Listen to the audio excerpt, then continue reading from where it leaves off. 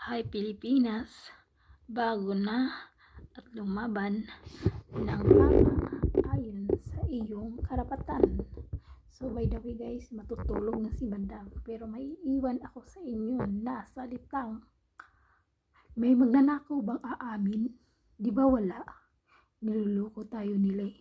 Kaya sana Marcos, bumaba ka na, hindi kita talaga gusto. Nasa sa gobyerno, sa totoo lang. Mahiya-iya ka sa taong bayan.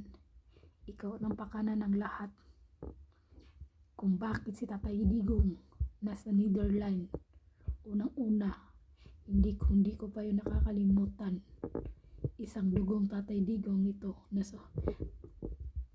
sulit na tagapagtanggol din niya. Aba, sa dinadami-dami naman presidente ng Pilipinas, siya lang naman ang naglinis ng ating bayan ngayon.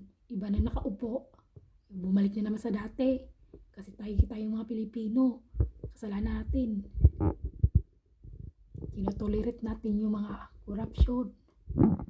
Kahit ginagawa na tayo mga tanga-tanga, tayo pa rin itong sunod-turunan sa kanila. Sana this time baguhin naman natin ang sistema ng ating gobyerno.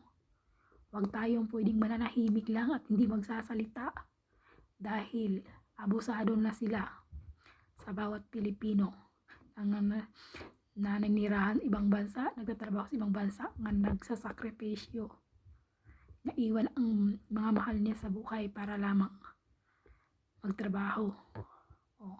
Bawat padala ng mga OFW, at kasali na ako dun, may tax yun buwan-buwan. Kaya malaki o maliit man yan, sakripisyo yun para sa mga mahal sa buhay namin. Kaya sana this time naman mga Pilipino, ibaba nyo si Marcos.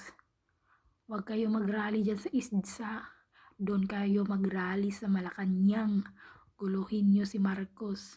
At doon mga senador, doon nyo sila sigurin kung sino talaga sa kanila ang matatapang, kasi abusado na sila sa buong Pilipinas.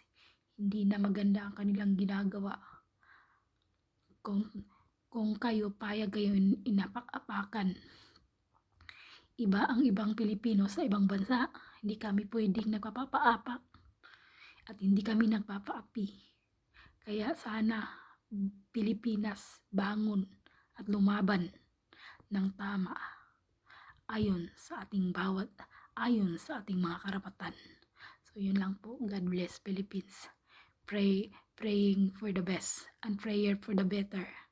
Sana, wish ko may uwi si Tatay Digong sa Pilipinas para maiayos ang ating bansa ulit. Kung sino man ang malarapat na susunod na presidente. Ayun lang po. God bless Philippines. I love you.